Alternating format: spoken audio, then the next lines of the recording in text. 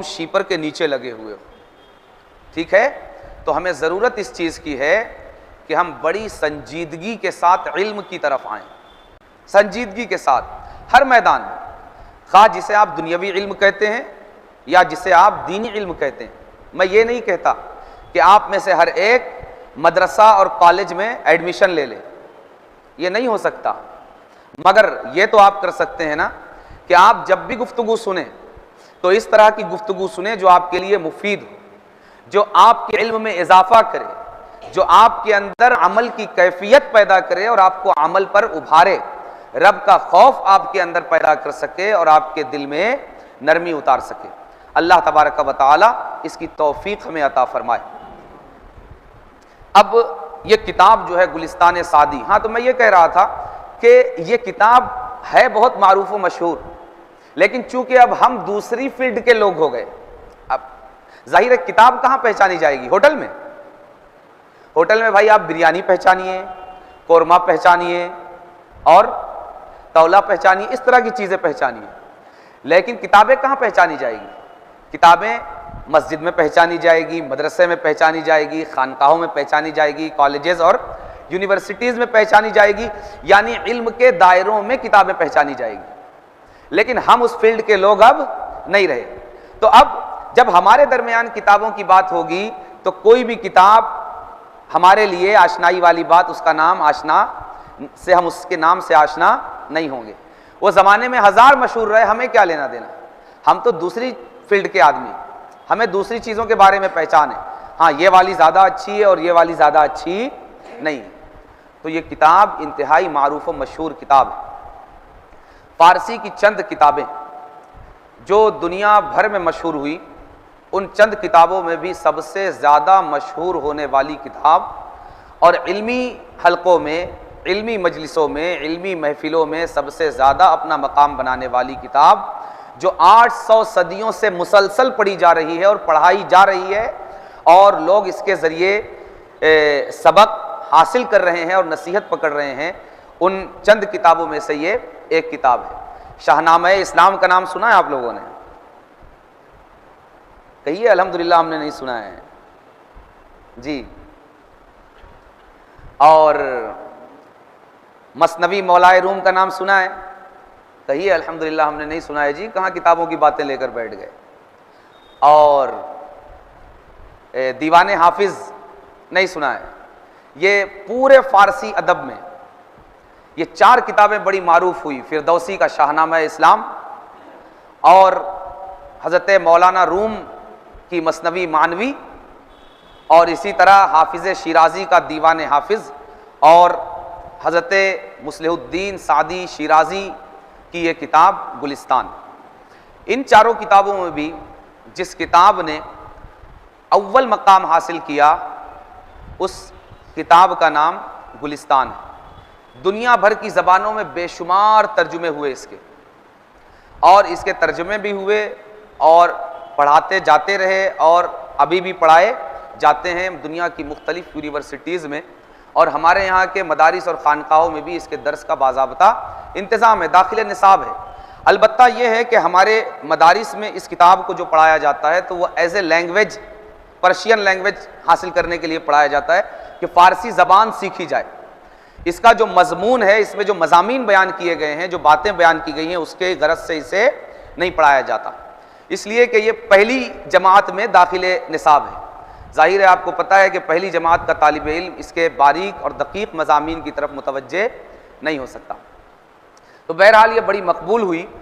इसके मुसन्निफ़ जो हैं ये ईरान में पैदा हुए, ईरान की एक बस्ती शिराज़ में, जो बड़ी ही मरदुम खेज़ बस्ती, मरदुम खेज़ पता है, ज़रखेज़ पता है, जिस ज़मीन में अच्छी पैदावार होती है, गेहूँ अच्छा उगता है, चावल अच्छा उगता है, सब्जियाँ अच्छी होती हैं, अनाज अच्छे होते हैं, तो कहते हैं ये ज़रखेज़ ज़मीन। ऐसे ही दुनिया के कुछ खित्ते मरदुम खेज़ ज़मीन कहलाते हैं, यानी जहाँ से मर्द पैदा होते हैं। आप कहेंगे मर्द तो हर जगह पैदा होते हैं, दुनिया का ऐसा कोई खित्ता नहीं जहाँ सिर्फ औरतें पैदा होती हैं, नहीं। मर्द असल में जो किसी लायक होता है ना, असल में मर्द उसको बोलते हैं। वो मर्द जो दुनिया की तामीर में, इसकी आबादी में, इसकी तरक्की में कुछ हिस्सा ले, उसको मर्द बोलते हैं। तो कुछ मकामात, कुछ ज़मीनें, कुछ इलाके ऐसे होते हैं जहाँ से इस तरह के मर्द वो ज़मीन पैदा करती है, जहाँ बड़े बड़े अहले इल्म, अहले दानिश पैदा होते हैं। तो उस तरह की ज़मीन से जहाँ इस तरह के मर्द पैदा हुआ करते हैं, वो शिराज़ इसी तरह की सरज़मीन थी। तो वहाँ पर आप पैदा हुए तकरीबन आज से 800 साल पहले। हिजरी के एतबार से अगर आप देखें तो 606 हिजरी में, और अगर ईसवी सन के एतबार से देखें तो 1210 ईसवी में। आपको जब भी सन की गुफ्तगू में अर्ज़ करता हूँ तो ये ज़रूर अर्ज़ करता हूँ कि सन में ये इख्तिलाफ़ होते हैं, पैदाइश के ताल्लुक़ से भी और वफ़ात के ताल्लुक़ से। तो यहाँ पर भी आपकी पैदाइश में बहुत इख्तिलाफ़ है कि आप किस सन में पैदा हुए, लेकिन ज़्यादातर मुअर्रिख़ीन और मुहक़्क़ीक़ीन ने जिस तारीख़ और जिस सन को इख्तियार किया आपकी पैदाइश के ताल्लुक़ से, वो तारीख़ और वो सन है हिजरी के एतबार से 606 और ईसवी के एतबार से 1210। इस एतबार से तकरीबन ये 800 साल आपको दुनिया में तशरीफ़ लाए हो गया, और आपने तकरीबन 120 साल उम्र पाई। और आपकी पैदाइश का ज़माना, आपकी जवानी का ज़माना, ये वही ज़माना है जब चंगेज़ ख़ान और तातारी फ़ौज पूरे मुस्लिम सल्तनतों को, मुस्लिम ख़ित्तों को अपने घोड़ों के टापों तले रौंद रही थी, और मुसलमानों पर बेइंतहा जुल्म व जौर का बाज़ार जो है गर्म था। आपने सारी दुनिया का चक्कर लगाया, सैर व सयाहत की, और इन मामलात को, इन जुल्म और जबर को अपनी आँखों से आपने देखा। मुसलमानों के इस दर्द को, इस अलम को आपने महसूस किया, और फिर ज़िंदगी के आखिरी हिस्से में आपने ये किताब लिखी जिसमें मुसलमानों के लिए बड़ी नसीहत की बातें लिखी, और ज़िंदगी को बड़ी करीब से देखकर ज़िंदगी की हकीकत और ज़िंदगी की सच्चाई को लोगों के सामने बयान करने की कोशिश की। तो आपका नाम शरफुद्दीन है। क्या नाम है? शरफुद्दीन। और आपका लक़ब मुस्लिहुद्दीन है, और आपका तखल्लुस, आप शायर भी हैं बहुत बड़े फ़ारसी के, तो आपका तखल्लुस जो है वो है सादी। क्या है? सादी। तो अब आपका पूरा नाम हुआ शरफुद्दीन मुस्लिहुद्दीन सादी, ठीक है। और इसीलिए इस किताब का नाम तो गुलिस्तान है। गुलिस्तान का क्या मतलब होता है? बाग। गुलिस्तान यानी फूल की जगह, जहाँ फूल उगे। तो फूल कहाँ उगता है? बाग में। गोया के मुसन्निफ ने इसका नाम गुलिस्तान रखकर ये बताने की कोशिश की कि ए इस किताब को पढ़ने वाले और इस किताब का दर्स सुनने वाले, इस किताब को पढ़कर और इस किताब को सुनकर तेरा दिमाग इसकी खुशबू से मुअत्तर हो जाएगा। और जिस तरह एक बाग में हर जगह तरह तरह के फूल खिले हुए होते हैं जिनकी खुशबुएं अलग और जिनका रंग अलग होता है, इसी तरह मैंने भी अपनी इस किताब में हिकमत के फूल खिलाए, सच्चाई के फूल रखे हैं, दानाई के फूल रखे हैं, दानिश के फूल रखे हैं। तो ऐ पढ़ने और सुनने वाले इस किताब के, तो जब इस किताब को पढ़ेगा और सुनेगा तो इसके हर सफ़े पर, इसके हर वरक पर तुझे हिकमत के फूल मिलेंगे, तुझे दानाई का गुलाब मिलेगा, और इसकी खुशबू से तेरी रूह मुअत्तर हो जाएगी और महक उठेगी। तो हर किताब का आगाज़, जिस तरह हर मुसन्निफ अपनी किताब का आगाज़ किससे करता है? बिस्मिल्लाह से, अल्लाह के नाम से। तो इसी तरह इन्होंने भी अपनी किताब का आगाज़ बिस्मिल्लाहिर्रहमानिर्रहीम से किया। नबी करीम सल्लल्लाहु अलैहि वसल्लम ने बिस्मिल्लाह के ताल्लुक़ से इरशाद फरमाया कि कुल्लु अम्रिन लम युब्दा बिस्मिल्लाह फहुवा अक़्ता। नबी करीम सल्लल्लाहु अलैहि वसल्लम ने इरशाद फरमाया कि हर वो काम जिसे अल्लाह के नाम से ना शुरू किया जाए, बिस्मिल्लाह से शुरू ना किया जाए, तो वो काम कभी भी मुकम्मल नहीं हो सकता और बरकत वाला नहीं हो सकता। तो हमारे जितने भी मुसलमान मुसन्निफ़ीन हैं वो अपनी किताबों का आगाज़ इसीलिए अल्लाह तबारक व तआला के नाम से बरकत हासिल करने के लिए, ताकि वो जो लिखें अल्लाह उसमें बरकत अता फरमाए और कमाल पैदा करे, अल्लाह के नाम से अपनी किताबों का आगाज़ करते हैं। तो नबी करीम सल्लल्लाहु अलैहि वसल्लम के इस फरमान पर अमल करते हुए हज़रत मुस्लिहुद्दीन सादी शिराज़ी रहमतुल्लाह अलैह ने भी अपनी इस किताब का आगाज़ किससे किया? बिस्मिल्लाह से। आगे फरमाते हैं, इन्नत मर खुदाए रा अज़्ज़ा वजल के ताअतश मुजिब क़ुर्बतस्त फरमाया एहसान है उस रब का, एहसान है उस रब का जिसकी इताअत और फर्मा बरदारी उसकी कुर्बत का जरिया है। उस रब का एहसान जिसकी इताअत और फर्मा बरदारी उससे करीब होने का जरिया है। इनका पहला ही जुमला अगर हम देखें तो यह बहुत बड़ी बात अपने इस पहले जुमले में बयान करने जा रहे हैं। अगर हम दुनिया के पैमाने पर इस बात को अगर हम देखने की कोशिश करें तो दुनिया एक बार को हमें कुछ दे तो सकती है, हमें कुछ दे सकती है, मगर जिसे देती है उसे कभी करीब नहीं करती। ये बात आती है समझ में? दुनिया जिसे देती है ना उसे कभी करीब नहीं करती, और अगर कोई करीब हो भी और मांग ले तो करीब होने के बावजूद उसे दूर कर देती। ये सच्चाई है या नहीं? दुनिया जिसको देती है उसे कभी करीब नहीं करती। आपने देखा कि किसी सेठ साहब की किसी भीख मांगने वाले से दोस्ती हो? नहीं होती, कभी नहीं होती। सेठ साहब अपनी टक्कर के सेठ को तलाश करते हैं या अपने से बड़े सेठ को। क्यों? इसलिए कि वो तो मांगने वाला है, वो तो हमारा मोहताज है, हम तो उसको देते हैं, उसको अपने करीब कैसे बिठाएं।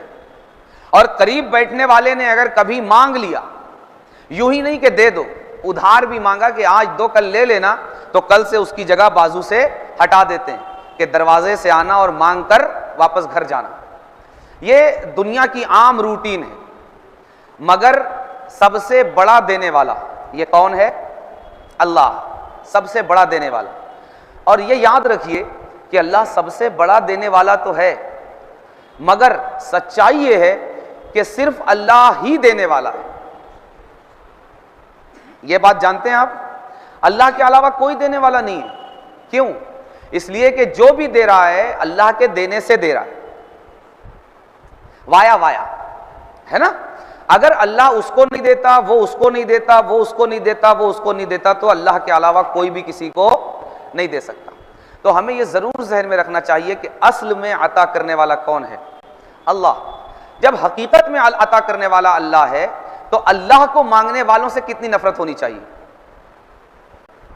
जी बोलिए। अभी रमजान का महीना है ना, फकीरों की लाइनें मालदारों के दरवाजों पर लगेगी, लेकिन हर फकीर के आगे मालदार का दरवाजा क्या रहेगा? बंद रहेगा।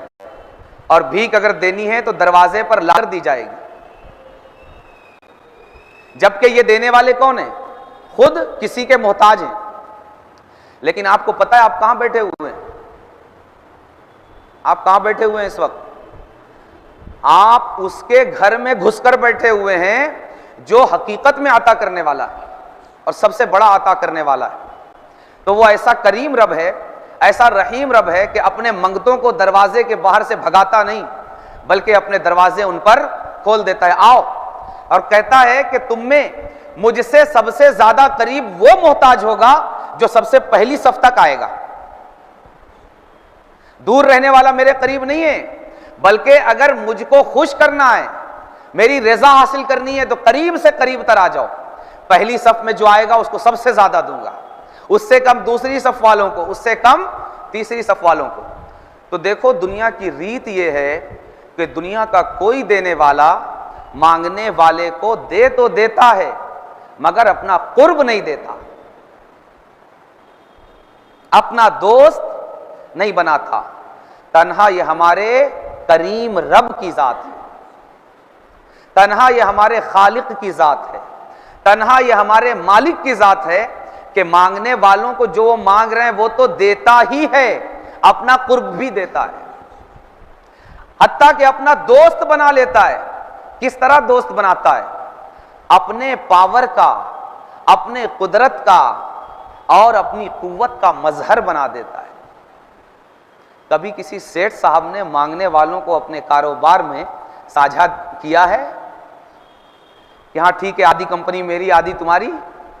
जी नहीं, बिला तशबीह व तमसील अल्लाह साझा नहीं करता, मगर अपनी वस्फ का मजहर बना देता है। क्या फरमाता है कि जब बंदा, नबी करीम सल्लल्लाहु अलैहि वसल्लम इरशाद फरमाते हैं कि जब बंदा रब की इताअत करते करते, उसकी फरमा बरदारी करते करते, उसके करीब होता है, करीब होता है, करीब होता है, तो अल्लाह कुर्बत का वो दर्जा उसको देता है कि उसका हाथ बन जाता है जिससे वो पकड़ता है, उसका पैर बन जाता है जिससे वो चलता है, उसकी जबान बन जाता है जिससे वो बोलता है। तो है ऐसा कोई करीम, है ऐसा कोई देने वाला, तो फिर हम उससे क्यों नहीं मांगते? हम उसकी इताअत और फरमाबरदारी क्यों नहीं करते? जो देकर मांगने वाले को जलील नहीं करता, रुसवा नहीं करता, उसका दर्जा कम नहीं करता, बल्कि उसका दर्जा क्या करता है? बढ़ा देता है। तो हमें चाहिए कि हम दर दर पर मांगने के बजाय खुददारी पैदा करें अपने अंदर। एक ईमान की एक इज्जत है, ईमान की एक इज्जत है। क्यों? इसलिए कि सबसे ज्यादा इज्जतदार के साथ ये निस्बत पैदा कर देता है। ऐसा ही है, अगर एक सेठ साहब का बच्चा हो, वो किसी फकीर के आगे हाथ नहीं फैलाता, शर्म महसूस करता है, मैं इतने बड़े बाप का बेटा होकर जो करोड़पति है फकीरों से मांगू। हमारा जमीर ये कैसे गवारा करता है कि हम कायनात के मालिक के साथ रिश्ता रखकर, बंदगी का रिश्ता रखकर हम जमाने के आगे अपना हाथ फैलाएं, जमाने के आगे भिखारी बने और जमाने के आगे अपनी मोहताजी का इजहार करें। दोस्तों, हमें चाहिए कि हम उस रिश्ते के एहसास को जिंदा करें जो रिश्ता हमारा हमारे परवरदिगार के साथ। हम मामूली लोग नहीं हैं, हम अपने परवरदिगार के बंदे हैं। हमें रब की वहदानियत का इल्म है, हमें नबी की पैगंबर की रिसालत का इल्म है। यह बहुत बड़ा खजाना हमारे सीने में मौजूद है। हम इस इज्जत का एहसास अपने अंदर पैदा करें और ज़माने की मोहताजियों से हटकर और दर दर पर सर झुकाने से दूर हटकर सिर्फ एक दर को मजबूती से पकड़ें और एक दर पर अपनी हाजत रखें, और वो दर हमारे परवरदिगार का दर है। और इस दर को पकड़ने के लिए कुछ और नहीं करना है, सिर्फ उसकी इताअत करना है और उसकी फरमा बरदारी करना है। और जब हम उसकी इताअत और फरमा बरदारी करेंगे तो दोस्तों, ना सिर्फ ये कि वो हमें अता करेगा, किसी और का मोहताज नहीं होने देगा, बल्कि हमें इतना कुर्ब अता फरमाएगा, इतना कुर्ब अता फरमाएगा कि हमें अपनी दोस्ती का एजाज़ अता फरमाएगा और हमें अपनी दोस्ती की नेमत से नवाज देगा। अल्लाह तबारक व तआला हमें इन नेमतों से सरफराज फरमाए और हमें अपनी बारगाह का कुर्ब अता फरमाए। वमा अलैना इल्लल बलाग।